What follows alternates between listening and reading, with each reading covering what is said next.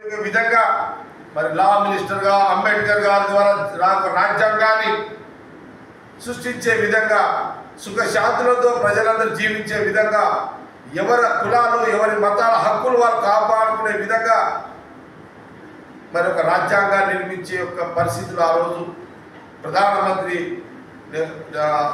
జవహర్లాల్ నెహ్రూ గారు అంబేద్కర్ ద్వారా చేయించడం జరిగింది. ఎందుకు అంటే ఆ రోజు అంబేద్కర్ గారు కూడా దళితుల యొక్క ఆయన యొక్క భగవంతుడు అక్కడ కూడా అందరికీ కూడా ఈ రోజున అంటే ఆ సమాజంలో పుట్టినటువంటి అంబేద్కర్ గారు ఆ కులం యొక్క ఆర్థిక వ్యవస్థ వాళ్ళ జీవన శ్రవణి ఏ రకంగా ఉంటుందో తెలిసిన వ్యక్తిగా అంబేద్కర్ గారిని ఆ రాజ్యాంగానికి ఆ రోజు ముందు పెట్టడం జరిగింది నెహ్రూ గారు. ఏం ఆశామాషి కాదు. నిన్న మొన్న పుట్టిన మీరు ఇట్లా మాట్లాడితే ఎట్లా? ఇంత చరిత్ర ఉన్నది, చాలా పెద్ద చరిత్ర ఇదంతా కూడా. ఆ రోజు మన దేశంలో ఉన్న సమస్త కులాలు సమస్త మతాలు హిందువులు కానీ ముస్లింలు కానీ క్రైస్తవులు కానీ ఎస్సీలు కానీ ఎస్టీలు కానీ మైనారిటీస్ కానీ అన్ని కులాలు ఉపకులాలు ఎన్నో ఉన్నాయి, కులవృత్తుల కులాలు ఇవన్నిటిని కూడా సమీకరించి గుర్తించి ఒక రాజ్యాంగాన్ని ఏర్పరిచిన వ్యక్తి ఆనాడు బిఆర్ అంబేద్కర్ గారు. ఇదే వ్యాసవాసి కాదు. మీరేదో పార్లమెంట్లో డైవర్షన్ పాలిటిక్స్ మీరు చేస్తున్నారు, కానీ ఇంత దుర్మార్గము నిండు సభలో పార్లమెంటులో మరి అంబేద్కర్ గారిని ఇంత కించపరిచే విధంగా మాట్లాడము, దానికి ఇంకేదో కారణాలు అమిత్ షా గారు చెప్పారు. నేను అది కూడా మీ ముందు అది కూడా చెప్తున్నానండి. అమిత్ షా గారు పార్లమెంట్లో మాట మాట్లాడాడు.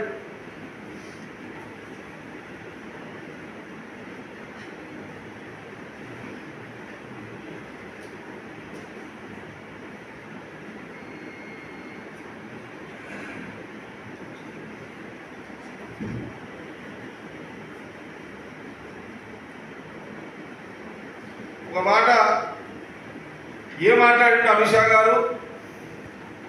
అంబేద్కర్ గారు ఏమైనా దేవుడా? పదే పదే మీరు అంబేద్కర్ గారి నుంచి ఎందుకు ప్రస్తావన చేస్తున్నారు రాహుల్ గాంధీ గారు అని ఆయన ఒక హోమ్ మినిస్టర్గా మరి అమిత్ షా గారు అనడము, ప్రధానమంత్రి మోడీ గారు దాన్ని సమర్థించడం. ఒక విషయాన్ని చెప్తున్నాను, ఏమన్నాడని అదేంటి నువ్వు చెప్పుకోవాలి. అంబేద్కర్ను పదే పదే స్మరిస్తాను, అది ఫ్యాషన్ అయిపోయింది. ఎంత చూడండి, అంబేద్కర్ గారిని పదే పదే మీరు మాట్లాడుతున్నారు అంబేద్కర్ గారి గురించి, అది మీకు ఫ్యాషన్ అయిపోయింది. భగవంతుని గురించి మాట్లాడితే పుణ్యం వస్తుంది అని మాట. నేను కాంగ్రెస్ పార్టీ తెలంగాణ కాంగ్రెస్ పార్టీ పరంగా బీజేపీ నాయకులకు నేను అడుగుతున్నది చెప్పదలుచుకున్నా. అంబేద్కర్ రాజ్యాంగం వేరు, భగవంతుడు వేరు. అమిత్ షా గారు, మీరు దేవుని మొక్కినట్టు భగవంతుని మొక్కి మీరు పబ్లిసిటీ చేసుకుంటారు. రాహుల్ గాంధీ గారు ఇంట్లో దేవుని మొక్కి పబ్లిసిటీ చేసుకోరు. అమిత్ షా గారికి బీజేపీకి రాహుల్ గాంధీ గారికి రాహుల్ గారి కుటుంబానికి తేడా ఏంటంటే, రాహుల్ గాంధీ గారు ఇంట్లో దేవుని మొక్కుతాడు, కానీ దేవుని మొక్కినని పబ్లిసిటీ చేసుకోండి.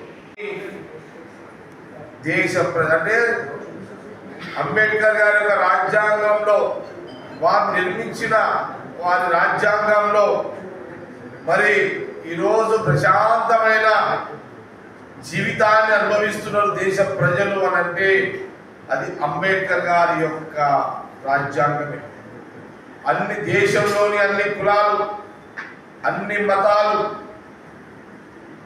భేదాభిప్రాయాలు లేకుండా ఈరోజు జనజీవనము ప్రశాంతంగా దేశ ప్రజలు జీవిస్తున్నారు అంటే ఆ యొక్క నిర్మాత ఆ రాజ్యాంగ నిర్మాత అంబేద్కర్ గారి యొక్క రాజ్యాంగమే.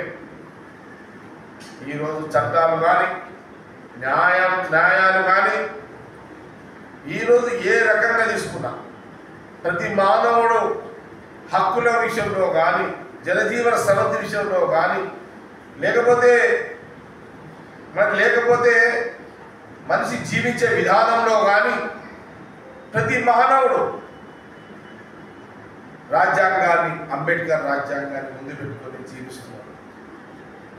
దేశ ప్రజలకు అంబేద్కర్ యొక్క రాజ్యాంగం ఒక బలం, రాజ్యాంగం ఒక శక్తి, రాజ్యాంగం అంబేద్కర్ యొక్క భరోసా, రాజ్యాంగం అనేది ఒక కవచము.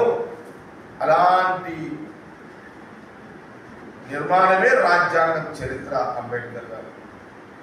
ఈరోజు బీసీలుగా చెప్పుకోబడినటువంటి మోడీ గారు మేము బీసీ అని గర్వంగా చెప్పుకుంటున్నాడు. ఈరోజు ప్రధానమంత్రి మోడీ గారు కూడా ఈరోజు ప్రధానమంత్రికి వచ్చే దాంట్లో ఇంతదాకా వచ్చిందంటే ఆ రాజ్యాంగమే. ఆ రాజ్యాంగంలో భాగం ఈరోజు ప్రధానమంత్రిగా మోడీ గారు, అమిత్ షా హోమ్ మినిస్టర్, ప్రతి నాయకుడు ప్రతి ఒక్కరు కూడా ఆ రాజ్యాంగంలో నుంచి తీసుకున్న అంశాలతో జీవిస్తున్నారు.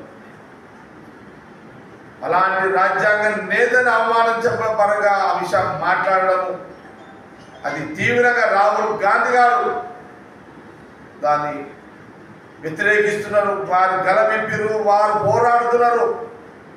అయినా అడ్డదారిలో మరి రాహుల్ గాంధీ గారిని అటాకింగ్ పార్లమెంట్లో రాహుల్ గాంధీ గారిని మరి బీజేపీ ఎంపీలు మరి దాడి చేసే ప్రయత్నాన్ని తీవ్రంగా తెలంగాణ కాంగ్రెస్ పార్టీ ఖండిస్తున్నది. ఇంత దుర్మార్గం, ఇంత నీచమైన సంస్కృతి, ఇన్ని కుట్రలు, ఇన్ని కుతంత్రాలు మరి బీజేపీ ప్రభుత్వం, ప్రధానమంత్రి మోడీ గారు, అమిత్ షా గారు రాహుల్ గాంధీ గారి కుటుంబం మీద కుట్రలు కుతంత్రాలతో జరుగుతున్నది. అంటే ఈరోజు రాహుల్ గాంధీ గారి ప్రతిపక్ష నాయకుడు దేశ ప్రజల యొక్క వారి యొక్క భావాలను దృష్టిలో పెట్టుకొని మరి అంబేద్కర్ గారికి కించమనే విధంగా మాట్లాడని దాని గొంతు విప్పి మాట్లాడుతుంటే దానిలా రాహుల్ గాంధీ గారి మీద కాంగ్రెస్ పార్టీ తెలంగాణ నుంచి మేము అడుగుతున్నాం. రాహుల్ గాంధీ గారు ఆయనకు ఒక బాధ్యత ఉంది. ఆ బాధ్యతలోనే అంబేద్కర్ గారిని అవమానించినందుకు వారి గలమిప్పిరు. ఆ బాధ్యత ఏంటంటే ఆనాడు మహాత్మా గాంధీ గారి యొక్క నాయకత్వంలో మరి జవహర్లాల్ నెహ్రూ ప్రధానమంత్రి, ఆయన మునిమనవడే ఈరోజు రాహుల్ గాంధీ గారు. ఆ రోజు నెహ్రూ గారు ప్రధానమంత్రిగా గాంధీ గారి యొక్క డైరెక్షన్లో